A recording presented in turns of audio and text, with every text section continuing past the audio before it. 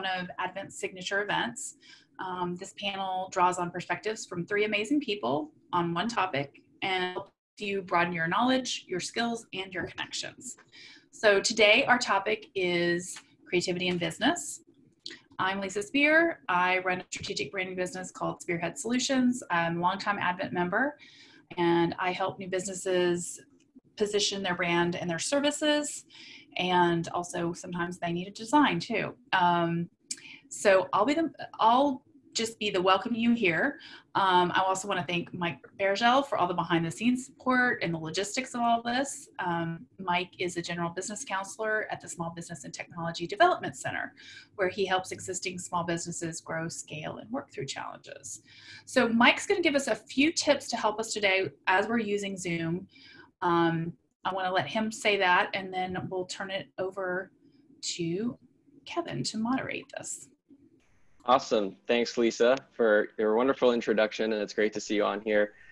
So quick little tech tips here just to get the most out of the session. So in the chat on the bottom, or on your screen, you can click to open the chat, and make sure that if you want to chat with everybody else who's attending the panel today, that you just click all panelists and attendees in the to field so everyone can see what you're chatting about. Feel free to use that to say hi. And also if you have any technical questions, you can ask those there. There is a specific section or button for Q&A, and that's going to be used to ask our panelists some questions at the end of the session today. So if you do have any questions specifically for the panelists, like we do in our in-person event, typically those last 10-15 minutes, make sure to hit that Q&A button and type your question in there. And when we get to that portion, we'll make sure those questions get asked of the panelists. There's also a speaker view. Sorry. And feel free to, if you have a question just for one of the panelists, very specifically tailored to them, feel free to mention their name and that it's for them, or if you're open to any panelist answering. Then just thank you. General. Yeah. For sure. Yep. And there's also speaker view versus gallery view. So if you'd like to see everyone who's got their video, all of our panelists and our moderator all at once, you can click gallery view. Otherwise, speaker view will just show the person speaking at that moment. And there's one other little feature, since some of us will sort of drop off our video here in just a moment to allow the panelists to be in the spotlight along with our moderator, Kevin, today. Once someone's video is turned off, there's a little 3-button like setting thing you can click on that person's video, and you'll be able to hide non-video participants. You have to do that individually, but that'll kind of clear out your screen just so you can see who's on your screen. So have fun. Well, thank you so much, Mike. And I'm going to turn it over to Kevin Giriunas. He is the founder of Advent Coworking. Hello, everybody. Welcome. I won't go any more into the details here. So we'll just jump right into it. We got some awesome people here. I know Bluz, but April and Jenny, you're some new faces, so it's great to meet you all. So who are you? What do you do? And when did you first start working for yourself?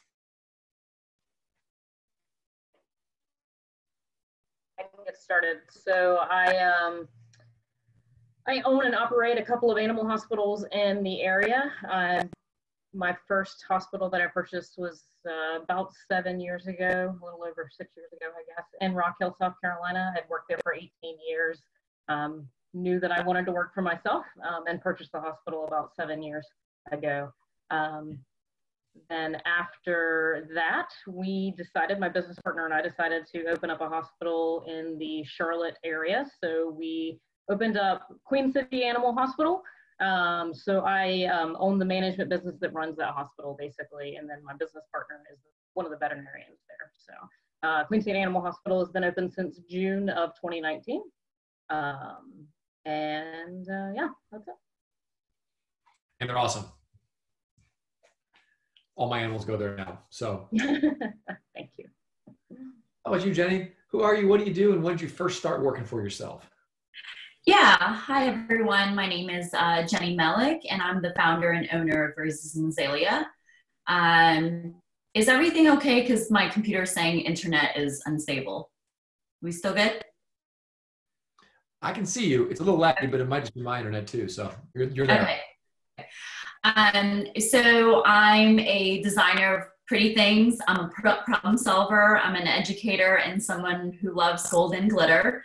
But in all seriousness, at Roses and Azalea, we formulate and handcraft organic personal care and beauty products here in Charlotte so that people can experience healthy beauty. With this brand, I hope to bridge the gap between health and wellness industry and the beauty industry while making a huge impact on people, the environment, and especially the younger generations. I started working for myself actually about 2014, 15, after moving here to Charlotte from West Virginia. I picked up the camera at that point and later created my first business in commercial photography. And I'm known for my architectural and interiors work. My first real estate gig was about $50. And quite frankly, I was super embarrassed to even take that money from my client. And within 3 years, I grew my photography firm to a 6-figure business. So that was my first. Roses and Azalea is my second. Awesome. Bluz, last but not least, who are you? What do you do? And when did you start working for yourself? Hi, I'm Bluz. I'm a spoken word artist, a writer, voiceover actor as well. I started working for myself 2006 after I sort of got forced out of my job, quit. I was working, got a nice little gig working for Bay Heckle, which is a Fox affiliate here in Charlotte. And I was working on the morning show. And it was really great to do news in the morning. It was creative, it was fun, it was fast paced. Then something happened on the night side of things and I had to switch with somebody. I had to, I didn't want to. And it got to straight news and that was so boring. It was just, just imagine being in a world of rainbows and unicorns and all the goofy things that you could think of and going straight to a paper bag. It was just like, ugh. So I said, just, you know, you're a great writer. Take a chance on what you do. I said, okay, cool. Then I got an invite from NASCAR to work with them to doing a couple of projects. And the pay was about supplemental, almost equal to what I was doing. And I said, you know what? I'm just going to do it. Completely stepped out. It was a really cool, creative move. And now with that, all kind of connections with people in the city and around the world, really, to do really creative things for their community and also my own. So yeah, that's my story. Awesome, thank you. All right, so we'll just dive right into the meat here. So this whole session is all about that. We believe that you don't actually have to be an artist to be considered a creative. It just looks different in various industries and vocations, as you're all showcasing here today. So the first question we got for y'all, how are creativity and problem solving similar or different in your opinion? You can go anywhere you want, but we'd love to hear from all of you.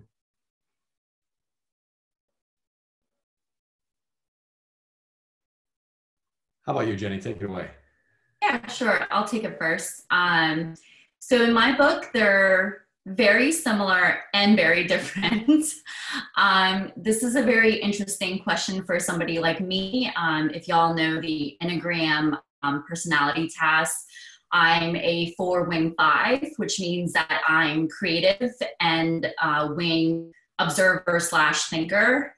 I'm pretty much a walking contradiction.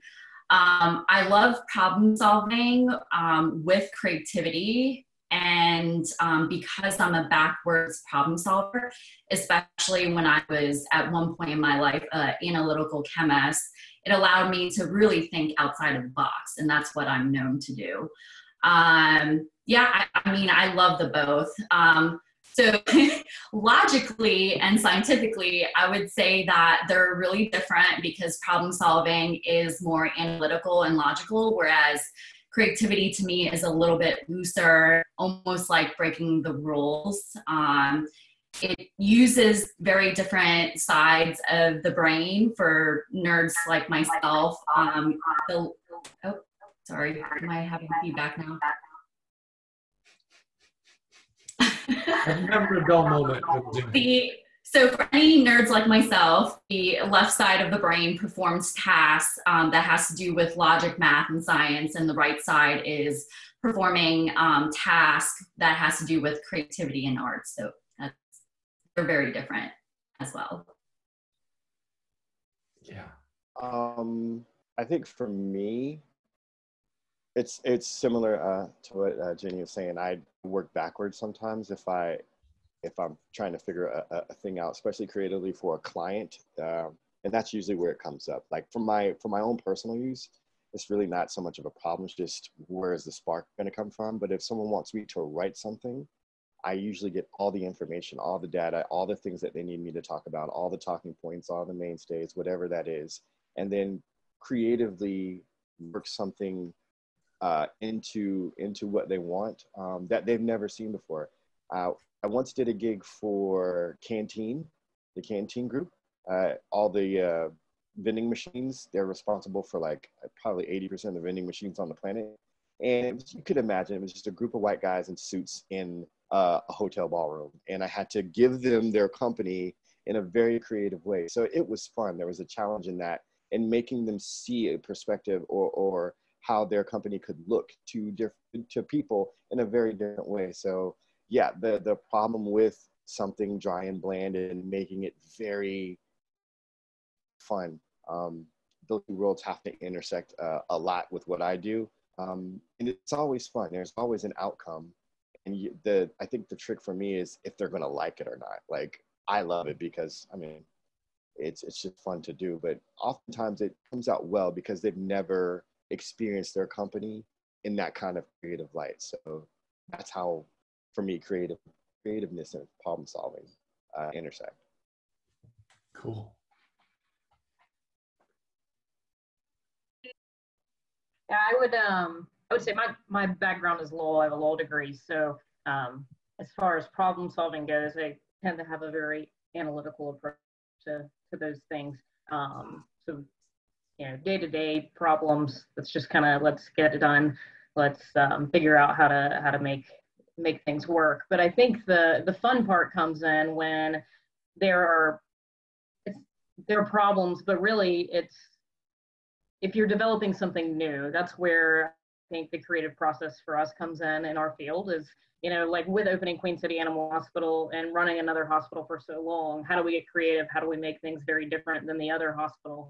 So I definitely think they have some overlap, but I also think that problem solving and creativity don't always have to go hand in hand.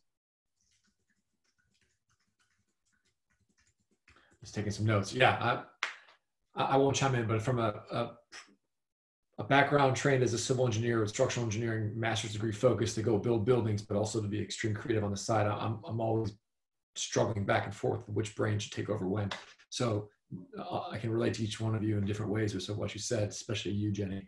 But anywho, so this is gonna be a two-part question, and you can go as elaborate as you want. How were you bringing creativity and innovation into your business before COVID-19? And what are you doing now differently during everything that's going on today? Just some light questions for the afternoon for you. If y'all don't mind, I'll go. Before, it was all about working inside of space, inside a physical, actual place to be. So for me, we do our slams every month with Blumenthal, and I do a few more events with Blumenthal, and we also had Charlotte Shout coming up, so that was also a physical space to consider.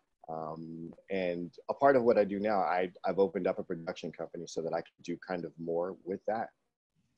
So it was all about how to figure out what space to use, when to use it, who's going to get there, parking. It was all of those things to consider. And then I wasn't super busy. Like, I was busy, but it wasn't as super busy. I wasn't touring as many colleges as I was or anything like that. And then COVID hit, then everything stops, right? Everything stops, everything. And then you're like, all right, well, all that money I was going to make, now what am I going to do? Because there's no more spaces to go to or things to operate in. So things get creative on the virtual side. So I've learned to be more savvy with Instagram, savvy with Zoom, all those ideas that I had that I thought were kind of crazy now work, you know, because we're all in the same space and on the same level of where we can operate at. And I found myself even more busy. So because people can't go anywhere, they're figuring out, oh, I could do this, I could do this, I could do this. I got a call from the Hornets to do a PSA, which was really cool. And then, you know, things start springboarding from that. This Zoom right here, like I would have never imagined doing something like this with some amazing people. So things like that start happening, and you figure out, all right, how do I pivot what I was doing into this virtual space? And am I going to continue doing it come November, December, you know? So we always talk about revenue streams and streams of how to create more money and or content. And I'm finding out like how this is such a tool now that I can sit down, really hammer down what I'm trying to do, because now I have the time, no more excuses. And I start creating things that can operate here in a virtual world or in a real world sense. So yeah, as terrible as COVID is for the human experience, for creative people, it's allowing us to really get in depth and get intuitive and get creative at how we create content and do business. You know, I'm doing a lot more business now sitting at my house than I was when I was out in the world, which is so weird to me, so weird. And I hope I can find a balance, because I enjoy seeing people and interacting, but I also like staying at home and making money too. So I don't know, that's just me. That's great, man. Thank you. How about you, April? What do you think? How have you been bringing creativity and innovation into your business prior and now during COVID-19? So I would say that our field, the veterinary field, is not always very good at being creative or innovative. So we kind of wanted to step outside of that box a little bit when we built our new hospital. You know, the hospital is located right outside of Uptown Charlotte. We're surrounded by breweries, those kind of things. So when and we're surrounded by millennials. So the population of pet owners, the largest population used to be baby boomers. Now that population is millennials. So how do you get them in your door? How do you make them want to choose your hospital out of the other competition out there? So when we built our hospital, we built it to feel like your living room. We offer beer and wine because, like I said, we're surrounded by 13 breweries. So we have local beer that we give to our clients while they're hanging out with their pets for an appointment. We just basically are trying to do things differently. We are all fear-free certified. So it's just a very different experience than most veterinary hospitals in the area. I think that ultimately that creativity of design and how we're going to interact with our clients is just very different than anything else that's going on in our field. So that's before COVID. Then COVID happens. We're brand new. What do we do? Obviously, we're an essential business because we provide health services to pets. We're a little different because we had 3 different groups to think about. We had to think about our staff, our team. We had to think about our clients, and we had to think about our patients. So obviously the easiest thing for us to do is say, we're just going to stop. We're not going to do any services, and we're going to protect our staff, we're going to protect our clients, but we can't do that because we have patients that we need to see. So we changed things up a bit. We implemented telemedicine, so you can call in, chat with a doctor through a similar style Zoom meeting, and get medical information, and we can diagnose and prescribe and all those things through that if it's a situation that we don't have to see your pet in the hospital. In order to protect our staff, we divided our staff up into teams, so that if one team went down, another team could keep running the hospital and we wouldn't have to shut down everything altogether. We also have implemented curbside service, so there's less human-to-human interaction. So clients stay out in the car, we bring the pets in, we do everything we need. It's all by phone. It's definitely weird and different than what we've ever had to do before, but it's working for us, and we're still growing as a new hospital even through COVID. So something's going in our favor. I was just there literally yesterday, and the experience was great. I didn't get any beer, but that's okay. It was. It's a little weird to offer beer to people in the parking lot. Agreed. We've debated that, but then we're like, we're giving people beer in their car. That doesn't seem very legal. Yeah, no issue. But the whole experience was really great. I mean, it actually was a nice change of pace for once. Be able to sit in my car, relax, look at my phone, working on the dog. Like, it was, dog was happy, everyone was happy. So excellent. Glad to hear that. And you're right down the street. So you're saying you're right in Uptown Sharp, you're right in the Belmont neighborhood, right by. We're in Belmont neighborhood, right across from Sweet Lou's and Ace number 3. Couldn't be. It's a perfect location for us. We love being in the neighborhood. We love watching it grow. So it's good. All right, Jenny. So how about you? How have you been bringing creativity and innovation into your business before and now during COVID-19? Yeah. So before I answer the question, I'm going to do a little backstory of, Roses and Azalea and why I created it. So I started Roses and Azalea after I was diagnosed with autoimmune caused hypothyroidism, and I'm super sensitive and allergic to so many things. Around the end of 2018, about when I was diagnosed, it was almost like God's calling when I literally stopped everything in my life to create this company from scratch. Our mission is to create organic products that truly nourish and heal the body and skin. And honestly, I think it's been in my blood. On my dad's side, my grandfather used to be a doctor. I lost him when I was 6. And he owned his own clinic in Taiwan. And on my mom's side, about a year ago, my ancestors used to have an herbal shop where they practiced traditional Chinese medicine and healed people that way. So it's almost like it's been in me. So to answer the questions, every day is pretty much creativity and innovation around here. We launched Roses and Azalea March 2019. And during that time, our focus was mainly on formulation, production, market research, and customer acquisition. We formulate and handcraft all of our products from scratch. I think people still can't comprehend that, like literally from scratch, other than the containers themselves, which we don't manufacture those, but we design everything on there. Everything inside, packaging design, that's all done by us.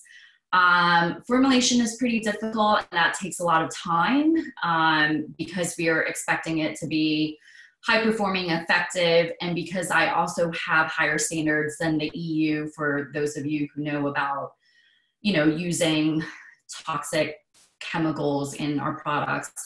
You find that a lot in conventional products. We really look for ways to incorporate minimally processed ingredients, and even our products are cutting edge and non-toxic. So that takes a lot of time.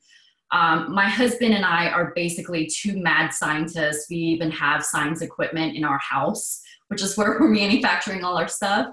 And we solve problems every day that our customers are asking us to. So yeah, a lot of creativity. The labels are all done in-house. Each product is actually hand labeled as well. So a lot goes behind the scenes.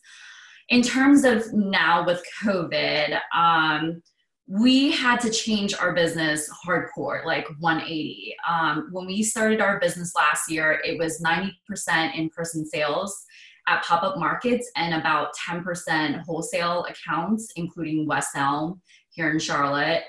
At about end of February this year, we actually announced really excitedly that we were going to go national. We were accepted to several national in-person markets and expos, and we had sank 10 grand to be at those from March to end of May.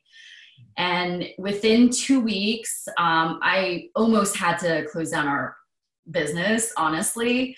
As you probably have guessed, all of those in-person markets and expos were canceled, and we don't get refunds from any of that. So it took about a week for me to gather myself. I broke into about 1 million pieces. And I basically said it was a do or die moment. I had similar situations with my photography business and made that super successful. So I was gonna take a chance on myself here too. Basically within a week, I turned our business around from pretty much 100% in person to 100% online. Made the website more functional after breaking the code several times. I'm not a coder, and I don't pretend to be.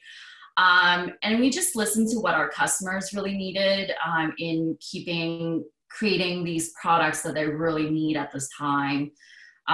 Because I saw a huge need for products to keep people well and safe. I also poured more of my energy into developing our organic hand sanitizers that's pharmaceutical grade and doesn't rip up the skin. We still continue to educate the public on how to protect their hands, not just sanitizing them. And a lot of people are now suffering from like eczema and different skin issues. So again, that's something that we're focusing a little bit more on, helping people and giving them formulations and products that help with those issues. Personally, some of my things was just to spread cheer and hope to people. So part of our COVID social impact, we've donated about $6 grand of products to frontline workers to keep them well and safe. And we've actually sent them all out. We've supported our local business, but we have slowly gone national, slowly and surely. And we've sent them out to where it's most urgent and needed. So, yeah.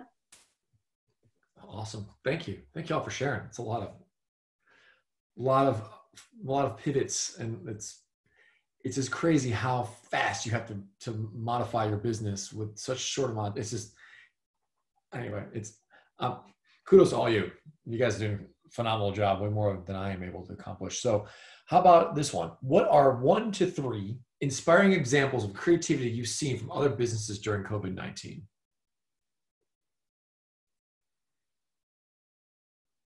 I think one big example that I immediately recognized locally here is like Noda Company Store.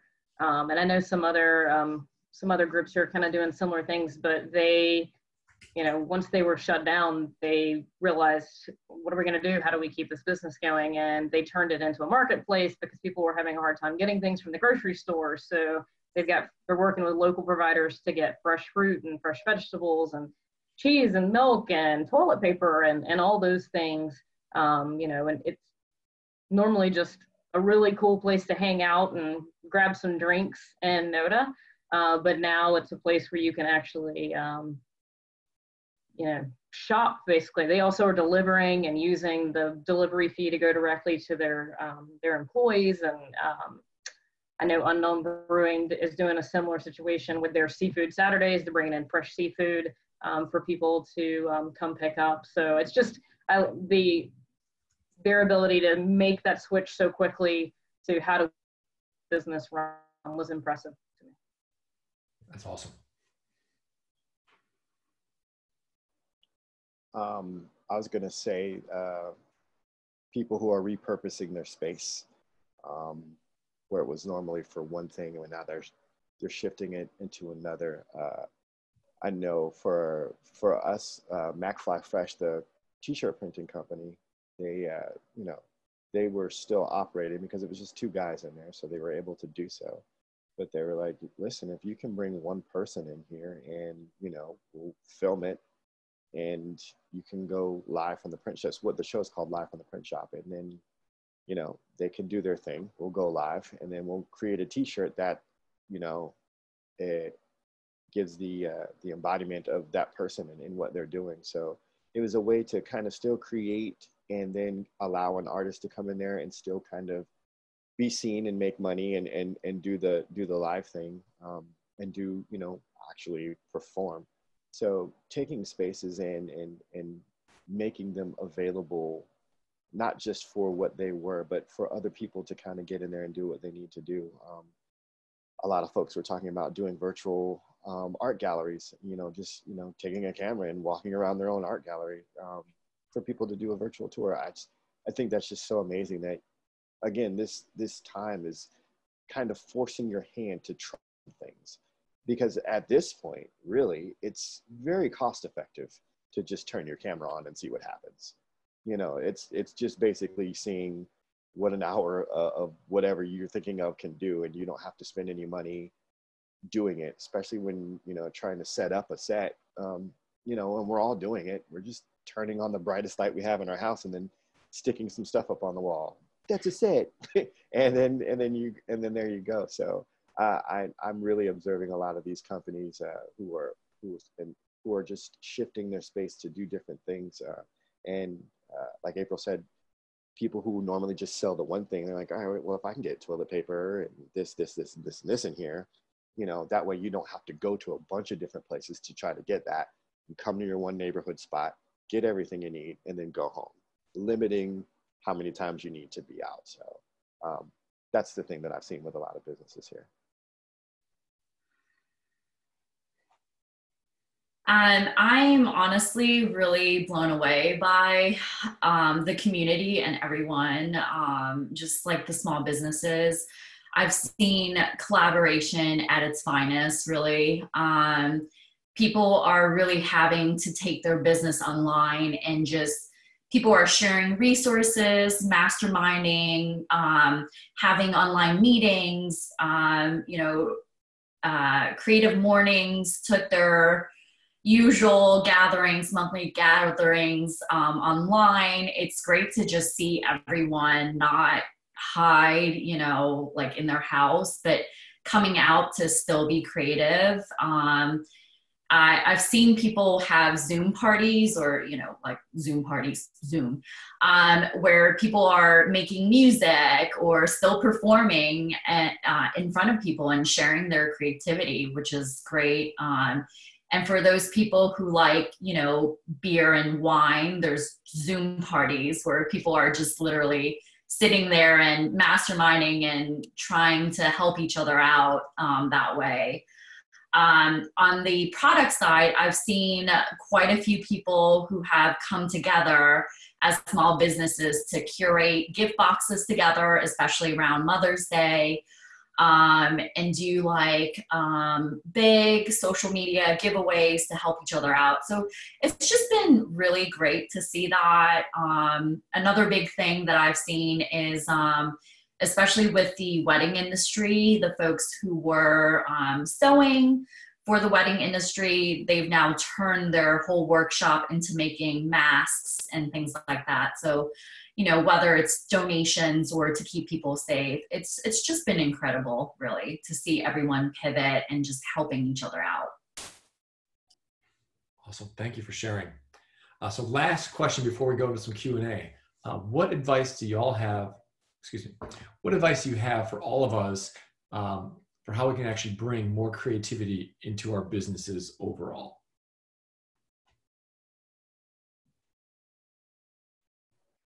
I think it goes back to what Jenny just said about the collaborative efforts. Pair up with somebody who's doing something that you think is amazing, like you are a fan of, and you're like, how can I just enhance that situation or be a part of that situation that doesn't slow them down and helps out my community in some form or fashion? I think we all do some very amazing things. And sometimes we just do them in our silos because, that's where we are. When we're out here on our own, we're just thinking about how can I get from this day to the next day to the next day. And then we just so happen to know someone who does something. So I think if we're more intentional about collaborative efforts, that cross east, west, north, south lines, that people who can work with someone in NODA from university to Pineville, from Pineville to Harrisburg, things like that, where you're really kind of cross-pollinating all these creative energies. I think that's how we grow and stay strong as a city. When our creatives understand that there are other creatives out here who are trying to do something, and folks who have a really great business model, but they're looking for someone to be creative. I always tell poets, say, listen, because they're always asking me, how do you get this? How do you get this? I say, sometimes you just got to go into a business and ask, you know, what is it you guys do? Can I offer this service for free? You know, can I write you something? And if you like it, let's work together on it.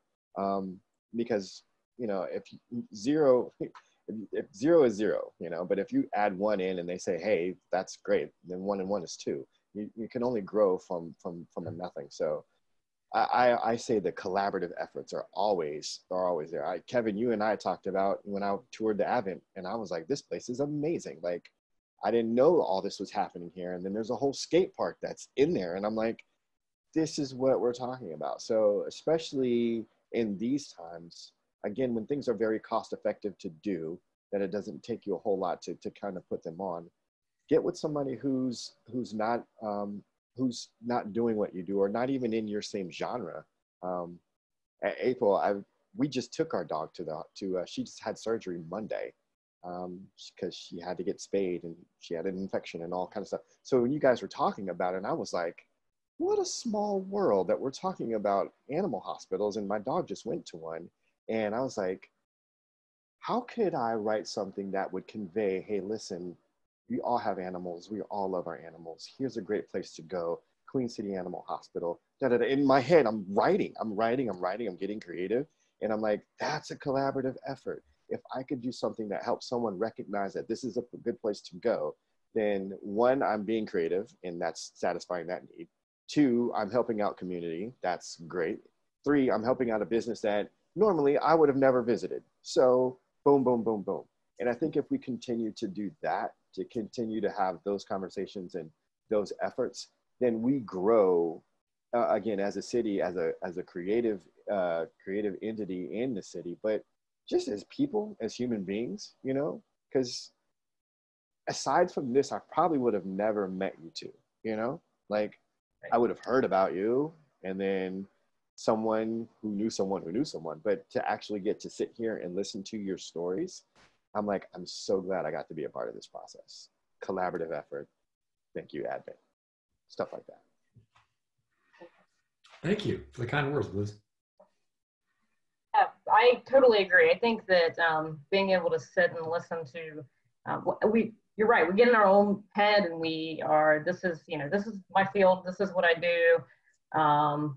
And we tend to stick to that. And I think listening to other people in other fields and getting with business leaders that aren't in my field helps me grow. It helps me be more creative and bring things to my business that I may not have thought about before. I also think that listening to your team, like I am very lucky that I have a very large team between my hospitals. And there are plenty of times where I need their help coming up with creative ideas to solve problems or to change or to pivot. And it's not all on me. It's not all, just because you're the leader of the business doesn't mean that you have to be the only one bringing those ideas. So I think that's super, super important. We have very creative people in my hospital. We have a huge social media presence, and that's not me. So I can certainly help add a little bit to it, but it's, other people in my hospital who are incredibly creative and are really good at social media, and relying on them to build that platform for us has been super helpful. So I think just getting outside of your own head really is the most important thing, and collaborating with others. And Bluz, I'm all about collaborating with you on something for the hospital. So yeah,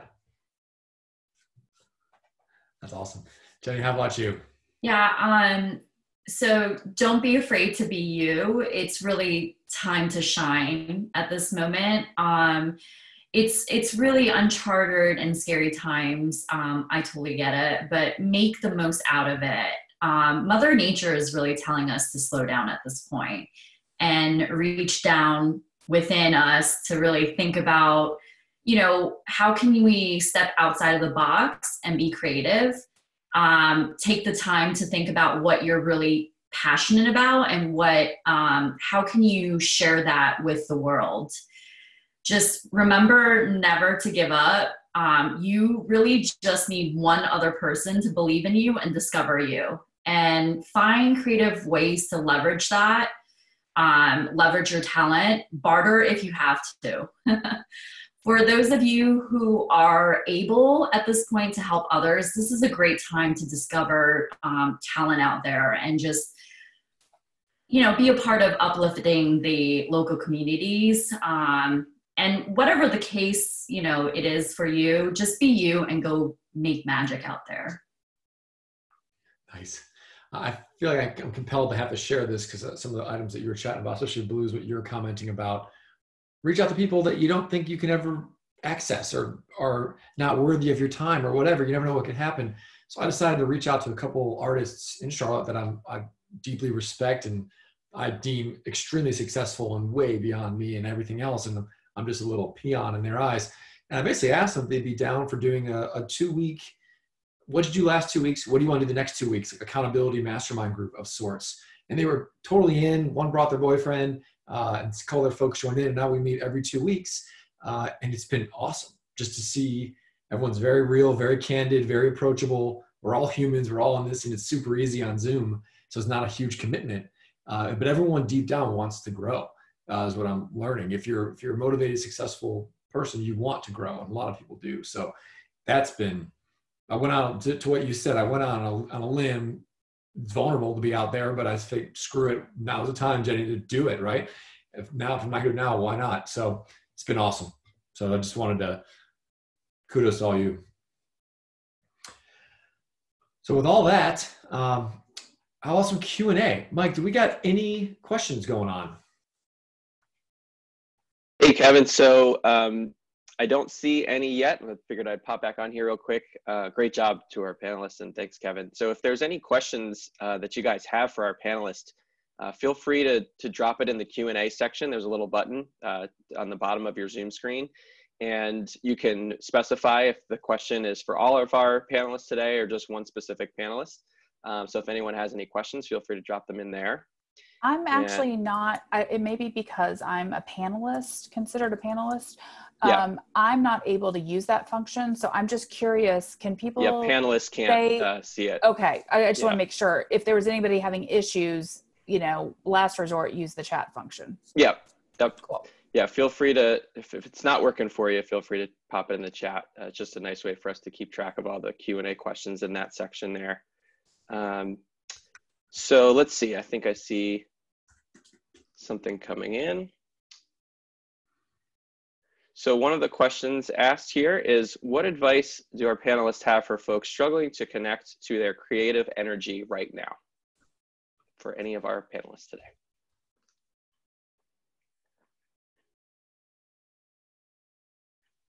For me, I would say Nina Simone said, as a creator, as a singer, she should reflect the times. Why should she not reflect what was going on? Because she is a voice in that power.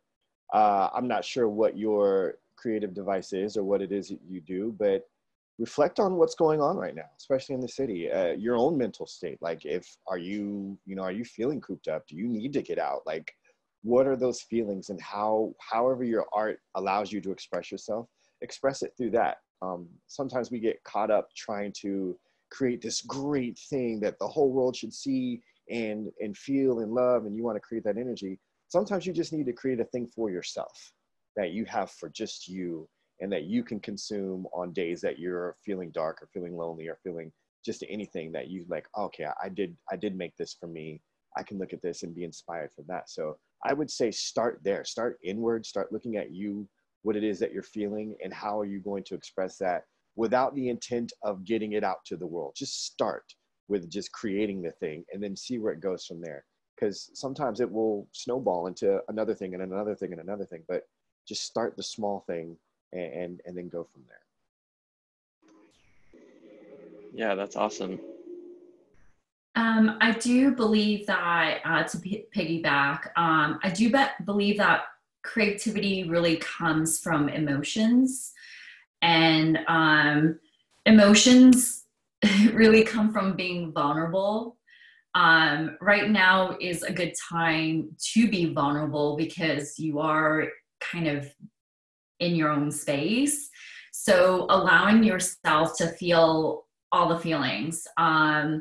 I think sometimes, like for me at this point, what's hindering me from creativity sometimes is panic, fear, anxiety, being on social media too much because everyone's talking about COVID and what I should or shouldn't do with my life, and I might die if I go out.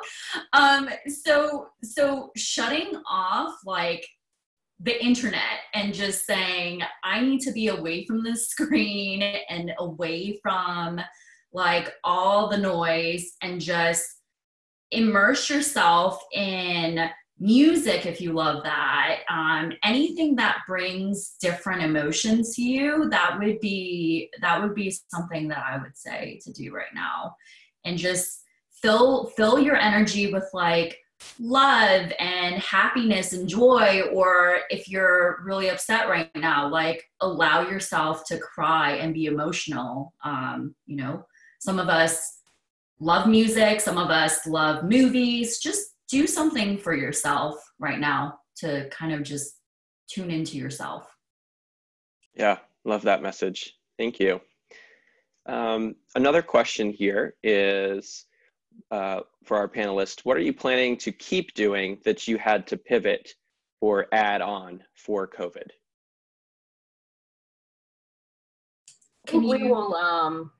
We'll keep telemedicine because our clients have enjoyed it, and it's been a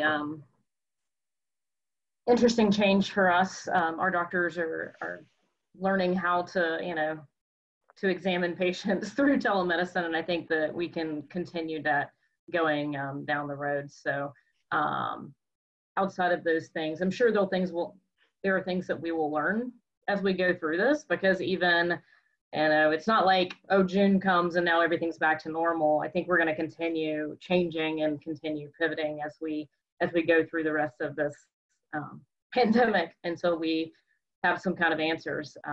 So I would say that, we'll definitely keep telemedicine, but outside of that, I think we'll just see where things take us. Yeah. Any other question one more time, please? Yeah, the question is, what are you planning to continue doing essentially that maybe you added on or had pivoted because of COVID-19? For us, we're definitely going to keep going with our direct-to-consumer approach. We were doing more B2B, and I think that COVID, I hate to say it, but it was almost a blessing in disguise. Being able to reach out to our customers directly has really helped us with our formulations, knowing what our consumers wanted and all that. So we're definitely gonna keep going strong that way. One thing I failed to mention as part of manufacturing products is with COVID, there's no telling when supplies will ever show up. So supply chain is like insane right now. When we had to pivot to hand sanitizers to help the public out, it wasn't actually the alcohol, although that was really difficult to find. That was USDA certified organic, plus it was pharmaceutical grade and everything that I wanted under the sun. It wasn't actually that, which we got in super quickly. It was the containers. The containers literally made me want to rip my hair out. I had to find sources. I mean, I literally paid 7 times the amount that I had to because I went to 7 different sources worldwide because we couldn't get any supplies. So I think that throughout this year, we're still going to gauge how supply chain will be. It's going to still be very difficult to manage as a manufacturer, but I mean, we love good challenges around here. So for me, I think all this virtual stuff has happened. So I'm able to do shows in places I would never be able to get to just on my own. Someone did an open mic in Jakarta. It was early in the morning for them. It was sometime in the afternoon for me. I forget. Time zones are messing me up with these things too. Like someone will do something on the West Coast and they'll just put their time. And then, my East Coast entitlement will be like, oh, they must mean my time. and it's not. So I'll get the times messed up. But yeah, I think with what's happening, that these pivots are allowing us to see how we can operate efficiently in both worlds, because we know how we were working before COVID, and that was working for us. Now we're having to figure out a new solution. And I think if we find the balance between those two, we'll be a little bit more successful than we were. It'll be a lot more work, but we're learning how to operate in either or, especially if they're saying things are gonna be bad again in the winter. Now we have a plan and a system for those things to be working.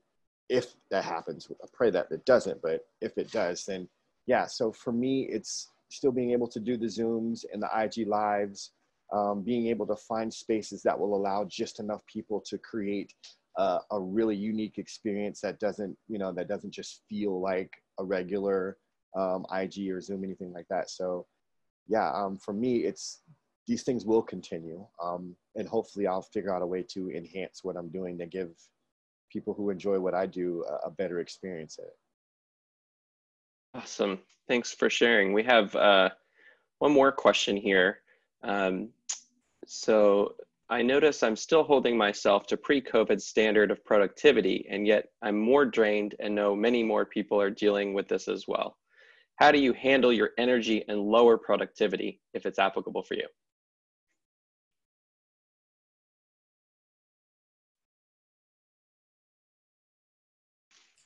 I'll take this Go ahead. one. So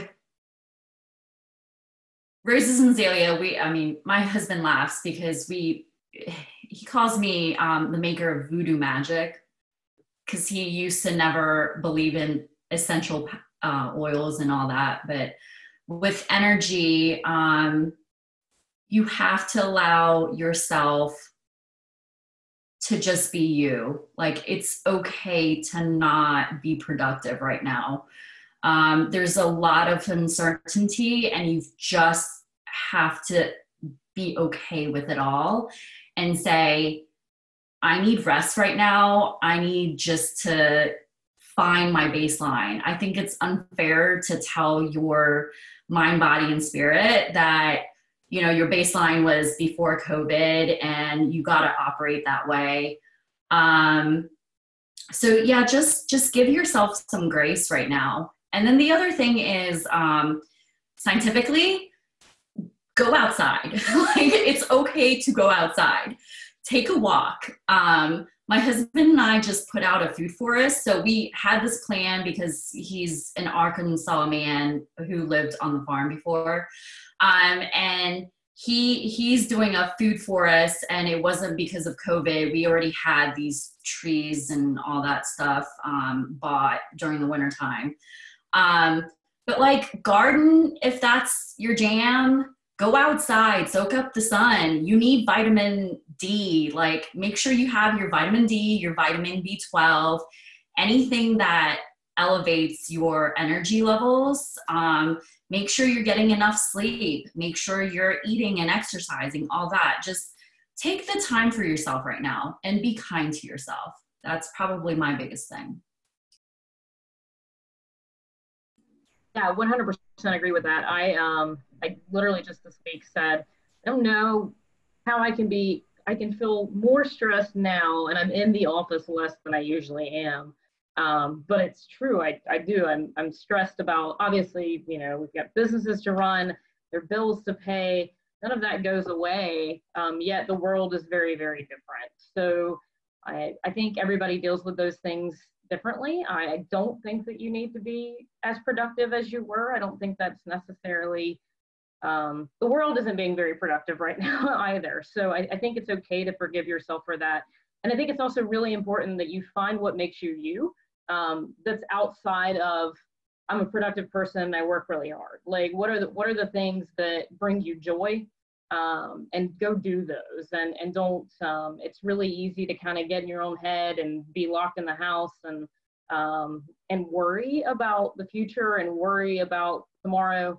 And I don't think that, obviously that's not healthy. So find the things that are not related to those things that you like to do. If you like to run, go for a run. If you like to build things, go build things. Use your creative energy for other things outside of work. And I think that that's what's been making my stress level less, is finding the things that I enjoy outside of my normal work life. Yeah, that's what I was gonna say, piggybacking back off of both of y'all. Find the thing that you've been putting off. Like if there's a room that you know that you need to clean out, a junk drawer that could be organized, just simple little things that feel like feel like you have accomplished something, you know? If it's putting the paper towel roll back, a new one on there, you're like, thing done for the day, you know? Because I was having, when everything happened and I lost a lot of gigs, I got anxiety for like a week after that because I did not know what to do, but I just know my body's used, we got to do something. We got to do something. We got to do something. And then a friend of mine was like, you know, they're going to come out with things to help artists and and grants and all this stuff. And then she was like, you know, but you could just relax because you worked really hard before all that. I was like, I did. I can do nothing and I will be alive tomorrow. So I was like, okay, I'll try that. So I just learned to relax and say, all right, here's the one thing I'll do for myself today. Today I'll do 5 push-ups. Okay, I got that done. Oh, I remembered I was going to finish this project. So I had time to do that. I think when we realize that we have time for ourselves and the things that we want to do, we can learn to relax. So yeah, like they were saying, do the things that inspire you, but also help you relax and stay calm. And if you can find 6 hours out of the day that have nothing to do with work or business, because it's the same thing. You go to work at 8 a.m., you get off at 5. Do you keep doing work when you get off at 5? Or do you really go have a beer, binge watch Law and Order, whatever it is that you do, you can still do those things. Just relax, calm down. Everything is going to be fine. You do not have to be productive. You don't. There's nothing that says you have to do this thing. You can take your time. I was at a point where I was just, I was relaxing a bit too much. Has anybody lost days and time yet? Like, Definitely. I swear Mondays were feeling like Thursdays, and then turned out it was a Saturday, and I'm like, I don't know anymore.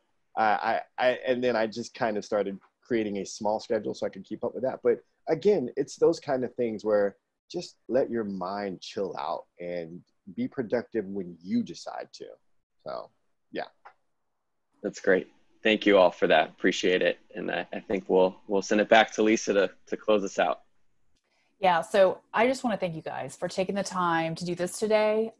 This is the 3rd year that I've been creating this panel, and I have to say today is my favorite. You know, there's always great topics, there's always great people, that never changes, but I think there's something about this time, there's another level of depth that we get to in these conversations. And I think that it's even more, we're now looking for inspiration and support with other business owners. So I really just feel like this was such an amazing panel today. You guys are wonderful. It was such a gift that you were here today. So thank you.